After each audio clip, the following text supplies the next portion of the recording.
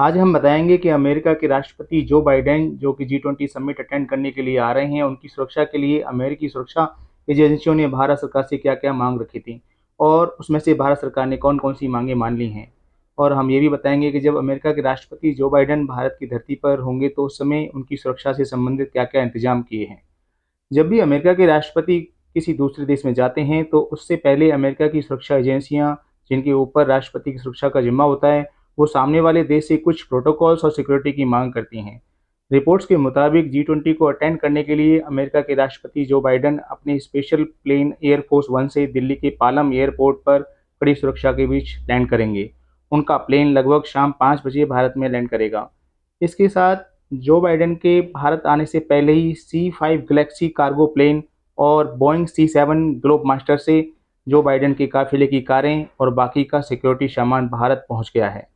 इसके अलावा Joe Biden के साथ एयरपोर्ट से लेकर होटल और होटल से वेन्यू तक का जो भी रूट है, वहां उनकी सिक्योरिटी में अमेरिका सीक्रेट सर्विसेज की 1000 पर्सनल ऑफिसर्स 24 घंटे तैनात रहेंगे और इनमें से अधिकतर भारत आ चुके हैं, जबकि कुछ जो बाइडेन के साथ भारत में लैंड करेंगे।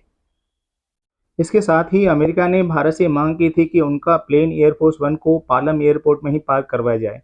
इस मांग को भारत सरकार ने मान लिया है, यानी कि जितने समय तक अमेरिकी राष्ट्रपति जो बाइडेन भारत में होंगे उतने समय तक उनका प्लेन अलर्ट मोड पर रखा जाएगा। इसका मतलब है कि एयरफोर्स वन के कॉकपिट में पायलट्स हमेशा ही तैनात रहेंगे और प्लेन हमेशा ऑन रहेगा, ताकि किसी भी इमरजेंसी की सिचुएशन में एयरफोर्स वन के पायलट्स अपने देश के राष्ट्रपति को जल्द से जल्द लेकर भारत से तुरंत टेक ऑफ कर सकें। अमेरिका की सीक्रेट फोर्सेज और CIA ने यह फैसला इसलिए किया है क्योंकि वह इसे बैकअप की तरह तैयार रखें और इस बैकअप के तहत जो बाइडेन के प्लेन को किसी भी इमरजेंसी के दौरान रनवे के ऊपर लाने में कम से कम टाइम लगे। किसी भी आपातकाल स्थिति में प्लेन एयरफोर्स वन को 3 से 4 मिनट के अंदर ही जो बाइडेन को लेकर उड़ान भर सकता है। यह कहना गलत नहीं होगा कि अगर G20 समिट के चलते कोई भी अनहोनी की आशंका होती है तो जितने भी वर्ल्ड लीडर्स भारत आएंगे उनमें से सबसे पहले जो बाइडेन को सिक्योर किया जाएगा और वह दिल्ली एयरपोर्ट से सबसे पहले उड़ान भर सकेंगे। इसके साथ ही US प्रेसिडेंट के प्लेन के साथ 2 से 3 US एयरफोर्स के फाइटर जेट्स भी थोड़ी थोड़ी दूरी बनाकर उड़ान भर सकते हैं, ताकि हवा में जो बाइडेन के प्लेन को कोई दिक्कत ना आए।